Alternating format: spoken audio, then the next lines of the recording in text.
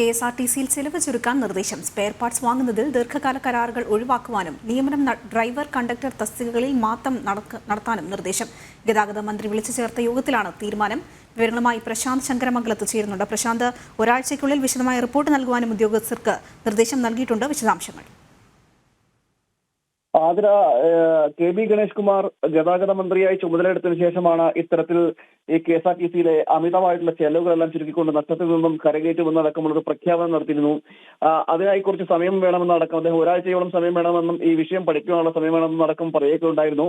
അതിന്റെയൊക്കെ ഭാഗമായിട്ട് വേണം ഇത്തരത്തിൽ ഈ ചെലവ് ചുരുക്കൽ നടപടി എന്ന് വേണം നമുക്ക് മനസ്സിലാക്കാൻ. നിലവിൽ ഇതുമായി ബന്ധപ്പെട്ടൊരു യോഗം ചേർന്നിരുന്നു. ആ യോഗത്തിലാണ് ഇത്തരത്തിൽ ഉള്ള ഒരു നിർദ്ദേശം വന്നിരിക്കുന്നത്. അതായത് ഈ KSRTCയിലെ ചിലവുകൾ വർദ്ധിച്ചു വരുന്ന സാഹചര്യത്തിൽ അത് ചുരുക്കുന്നതിനുള്ള രീതിയിലേക്കുള്ള നടപടിക്രമങ്ങളാണ് ഇപ്പോൾ നടക്കാൻ നിർദ്ദേശം നൽകിയിരിക്കുന്നത്. അതുകൊണ്ട് തന്നെ നിയമനങ്ങളടക്കം അതിന്റെ KSRTCയിലെ സ്പെയർ പാർട്സുകൾ അടക്കം വാങ്ങുന്നതടക്കം ഇത്തരത്തിൽ ചെലവുകൾ ചുരുക്കിക്കൊണ്ടുള്ള രീതിയിലേക്കാണ് നീങ്ങണം എന്നാണ് ഇപ്പോൾ അറിയിച്ചിരിക്കുന്നത്. നിയമനം നടത്തുമ്പോൾ അത് ഡ്രൈവർ കണ്ടക്ടർ തസ്തികകളിൽ മാത്രം നടത്തിയാൽ മതിയെന്നും അതുപോലെ തന്നെ സ്പെയർ പാർട്സുകൾ അടക്കം വാങ്ങുന്നതിൽ ദീർഘകാല കരാറുകൾ ഒഴിവാക്കുന്നതടക്കമുള്ള നിർദ്ദേശങ്ങളും നൽകിയിട്ടുണ്ട്.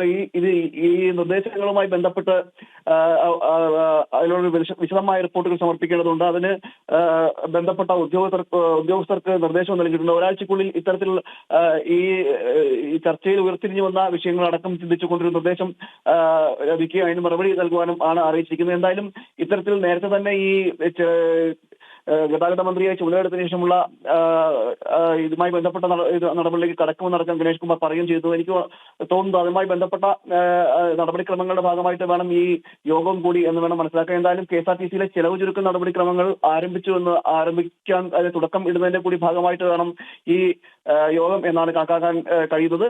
അതുമായി ബന്ധപ്പെട്ടുള്ള നിർദ്ദേശങ്ങളും നൽകിയിട്ടുണ്ട്. അതിനാ